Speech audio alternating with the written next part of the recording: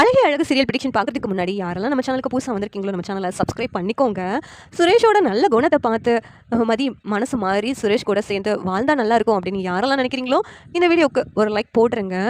இங்கே வீட்டில் தடபுடலாம் விருந்து வச்சுக்கிட்டு இருக்காங்க கோமதி. அங்கே கரெக்டாக தங்கராஜும் ரேவதியும் வர்றாங்க. வந்ததும் வா ரேவதி அப்படின்ட்டு மலர் கூப்பிடுறாங்க. இந்த நேரத்தில் வாங்க மாப்பிள்ள அப்படின்ட்டு ராகவனும் அவங்க மருமகனை தங்கராஜை கூப்பிடுறாங்க. இங்கே விருந்து சாப்பாடெலாம் சமைச்சு வச்சாச்சே, நீங்கள் வரணும்னு தான் நாங்கள் எல்லோரும் வெயிட் பண்ணிக்கிட்டு இருந்தோம். நீங்கள் தான் வந்துட்டீங்கல்ல, வாங்க சாப்பிட்லாம் அப்படின்ட்டு இங்கே தங்கராஜ் வந்ததும் எல்லாருமே உட்காந்து சாப்பிட்றாங்க.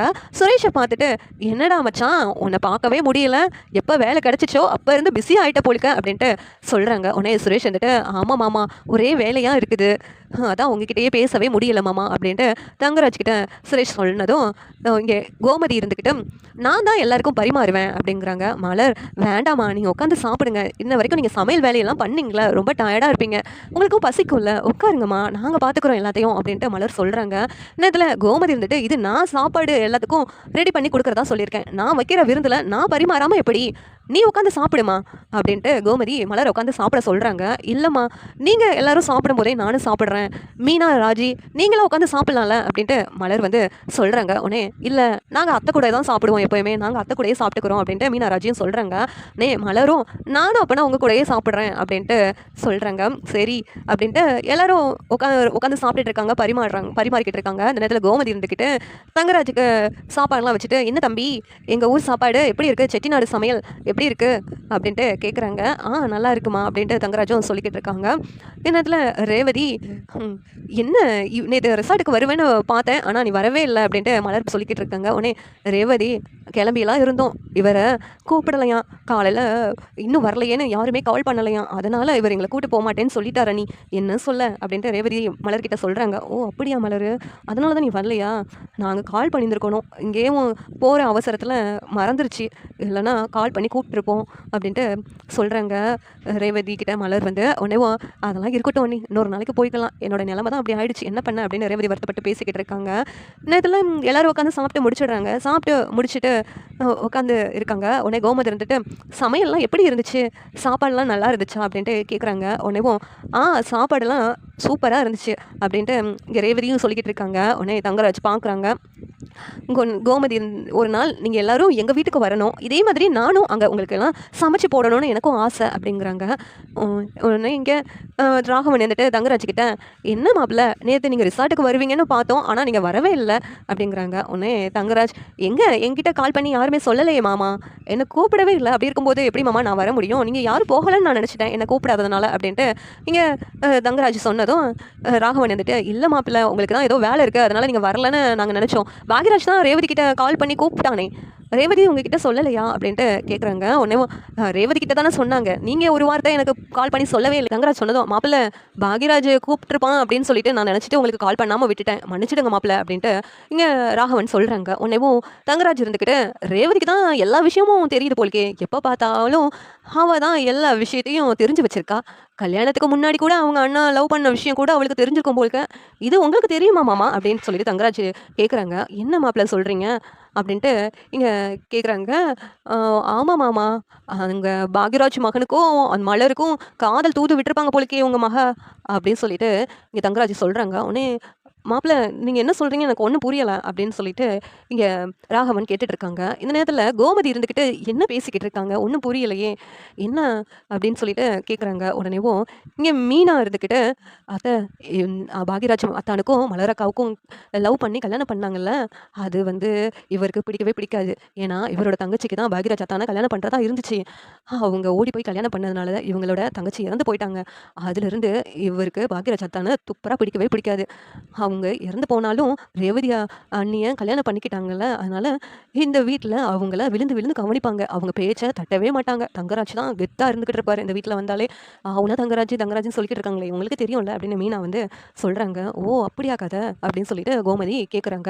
இந்த நேரத்தில் இங்கே ரேவதி ஏங்க அது முடிஞ்சது, அது எதுக்கு இங்கே இப்போ பேசிக்கிட்டு இருக்கீங்க அப்படின்ட்டு தங்கராஜ் கிட்ட சொல்கிறாங்க.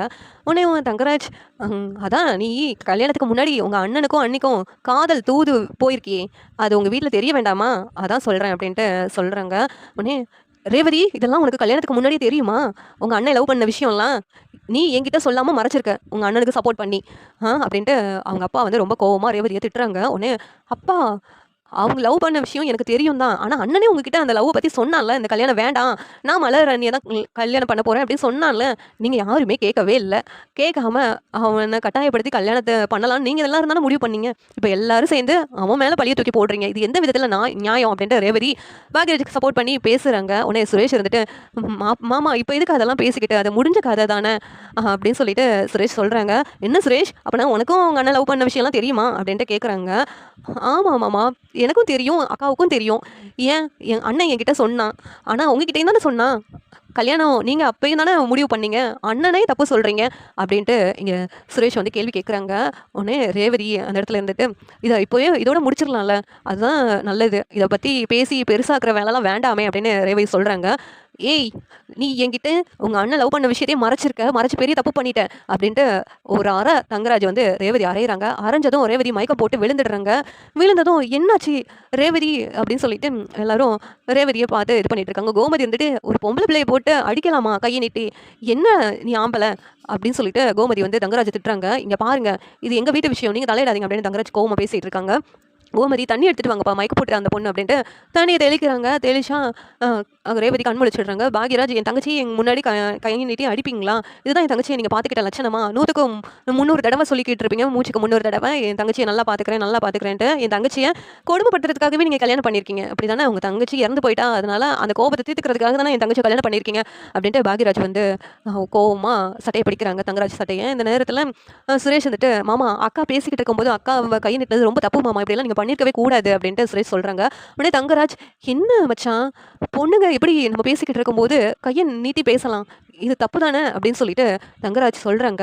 உடனே சுரேஷ், என்ன அக்கா பேசினாலும் நீங்க பேசியிருக்கணும் மாமா. எல்லாருக்கு முன்னாடியும் கைய நீட்டக்கூடாது மாமா." அப்படின்னு சொல்லிட்டு இருக்காங்க.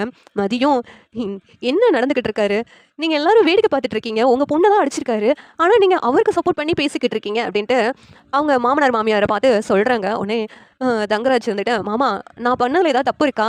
இப்படி எல்லாரும் இருக்கும்போது கைய நீட்டி ஒரு ஆம்பளை பேசினா தப்பு தானே மாமா. அது தட்டி கேட்கக்கூடாதா?" அப்படின்ட்டு தங்கராஜ் சொல்றாங்க. உடனேவும் ராகவன், "சரிதான் மாப்பிள்ள. யாரா இருந்தாலும் எல்லாருக்கும் முன்னாடி இந்த மாதிரி நடந்துக்கிட்டா கோவம் வரதான் செய்யும். நீங்க செஞ்சதுல தப்பு இல்ல. ரேவதி நீ இப்படிலாம் பேசக்கூடாது." அப்படிங்கிறாங்க. உடனே பாக்யராஜ், "ரேவதி என்ன தப்பு சொல்லிக்கிட்டு இருக்கீங்க? அவங்க பொண்ணுப்பா. அவளுக்கு சப்போர்ட் பண்ணாம அவருக்கு போய் சப்போர்ட் பண்ணிக்கிட்டு இருக்கீங்க." அப்படின்ட்டு இங்க பாக்யராஜ் வந்து கோவப்பட்டு அவங்க அம்மா அப்பாவை திட்டுறாங்க. இந்த நேரத்துல தங்கராஜ், "சரி கிளம்பு, நம்ம வீட்டுக்கு போகலாம்." அப்படின்ட்டு கூப்பிடுறாங்க. உடனே பாக்யராஜ், "ரேவதி நீ போக வேண்டாம், அங்கேயே இரு. அங்கே போய் என்ன பண்ணுவாரோ தெரியல." அப்படின்ட்டு சொல்கிறாங்க. உடனே ரேவதி, "நான் கிளம்புறேன்." அப்படின்ட்டு கிளம்பிடுறாங்க தங்கராஜ் கூடவே. உடனே மதியம் மலரும் பாவம் ரேவதி அப்படின்ட்டு ஃபீல் பண்ணிக்கிட்டு இருக்காங்க. கோமதியும், "என்ன இந்த வீட்டு ஆம்பளை ஆளுங்கன்னா ஏன் இப்படி இருக்கிறாங்க?" அப்படின்னு சொல்லிட்டு கோமதி வந்து ரொம்ப வருத்தப்படுறாங்க, பாவம் அந்த பொண்ணுன்னு சொல்லிட்டு.